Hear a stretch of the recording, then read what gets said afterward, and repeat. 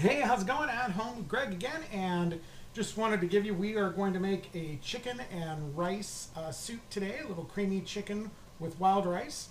Um, Honestly, I thought I was recording, and I wasn't, so I've already started making. So what I have in this pot is, here, I'll bring you over. So what I've got in here is about 10 mushrooms, about 3/4 of a yellow onion, and a red bell pepper. Also 2 large chicken breasts, as you can see, pretty big, and a little bit of wine and some garlic. So, a couple of things when cooking with rice. You want to make sure that you make your rice beforehand, or you're cooking it while you're doing it. Never just try to put raw rice into your soups. For some reason, I don't know why. I don't know if it's because maybe the soup's a little thicker than a typical water molecule or whatever. They don't tend to absorb, and you can have a lot of, no matter how long you cook it, you can have this really nasty, hard rice that you don't want. So always cook your rice, and of course, since this is wild rice, it should resist that tendency to get soggy anyways. So that's what I suggest. Always cook your rice beforehand. The other thing that I did want to mention is that typically when you're making a soup, you've got kind of the flavor triumvirate, right? Which is, in general, carrots, celery, and onions. I thought I had some carrots, but I used them all for my carrot soup. You will find the recipe on my page. So I said, well, what can I do that's a little different? And I thought, well, I can add, I had a really good cream of red bell pepper soup a while back. This is probably 10 years ago. And I was like, well, I'm going to make that. So I am going to make that next week. But I thought, I'll put that in there instead, and then I'll throw some mushrooms in there. Now, one thing about cooking with mushrooms, of course, is, I tend to throw mine into the beginning. Because to me, the longer a mushroom cooks, the more flavor it has. However, the less substantial it gets, right? So if you're going to add your mushrooms in kind of at the last moment, just know that they're going to be fresher. They're not going to have as much flavor packed into them as they would when you were cooking them from the very beginning. This goes similar with the chicken. I like to put, a lot of people will say, oh, cook the chicken first, or cook the vegetables first and then add the raw chicken in. I don't like doing that because I like to get all of the flavors kind of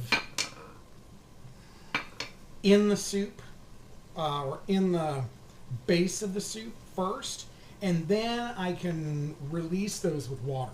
So that's kind of my mantra on that. Now, as far as seasonings go, you really don't need too much. This is some garlic salt, and I'll add some pepper.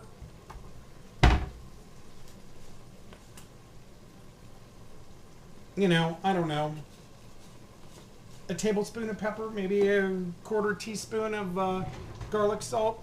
Oh, and this stuff is really good if you're looking for something that has a nice kind of a meaty flavor. This Montreal steak stuff is kick-ass, and you want to be careful you don't overdo it, like I was just about ready to. But it's a really good little addition. It's got lots of different spices in there, and it makes it a little bit meaty. So you can always throw stuff like that in, any kind of salt-free seasoning, like I've got this no salt seasoning. It just got a lot of stuff in there. Throw some in, or don't, whatever, I don't care. It's to your liking. So the important thing is that you like it. And if you don't like it,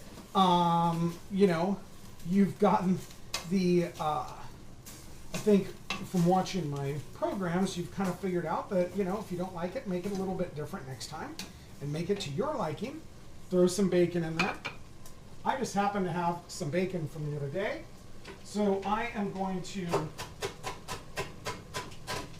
chop that up just because I had said, oh my God, I forgot about that. And might as well use it. I was going to put it in the dog's food, but hell with it. Now it's our food. Okay, so it's looking pretty good now. And you can see where it wasn't juicy before, you can see that it's released. See how the vegetables are starting to release all of their liquids, right? So this is the perfect time. What I'm going to do now, you can create a roux for this, which I will do later. What you want to do, so this is chicken stock. There we go, and that's 32 ounces, I think. That's what a big gulp is. So I believe that's about right.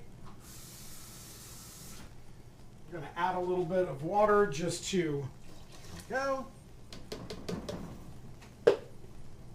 My rice has 6 more minutes and we're ready to go. So what I'm going to do is I'm going to let this kind of cook down. I'm going to turn it down substantially. Let this cook for, I would say, a good couple of hours. I'm probably going to add a little more liquid into this because this is turning out to be a lot of soup. So what I will probably do is I will probably put another 16 ounces of water in there maybe. And then we're going to finish it up with a little bit of cream at the very, very end. So you'll be here for that. We'll see you in a second. Bye.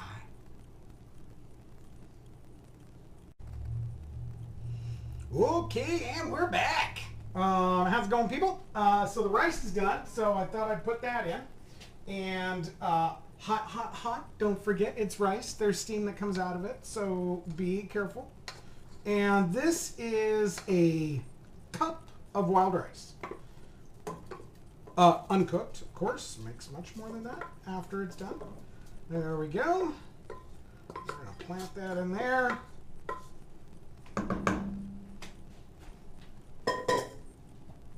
And stir that about. Probably could have used a little more rice, but of course, one thing about the rice, it's always going to sink to the bottom. So be aware of that. You'll go, oh my God, where'd it go? Well, it's all on the bottom. So make sure that you scoop from the bottom. Now, as long as you don't have it boiling, it can be hot, but don't add your cream into boiling water. It's just, at least it never works out for me. So what I like to do is kind of stir it in slowly because we don't want to get it too, just want a little bit. That's probably, I don't know, third of a cup, maybe something like that. But this is the color we want it, right? I'll show you. So that's about the color we want it. So add as much as you need until it gets into there. Now, I don't know how my wife wants it. See how it's not super thick? You know, it's still brothy, but it's just got a kind of little bit of white to it, you know? So if she does want it a little thicker than that, of course it's gonna cook down a little bit, so it won't quite be that watery. But if I didn't, then we just make a roux, and we've talked about this before. And if go to my recipe on white wine butter sauce, and you will find it.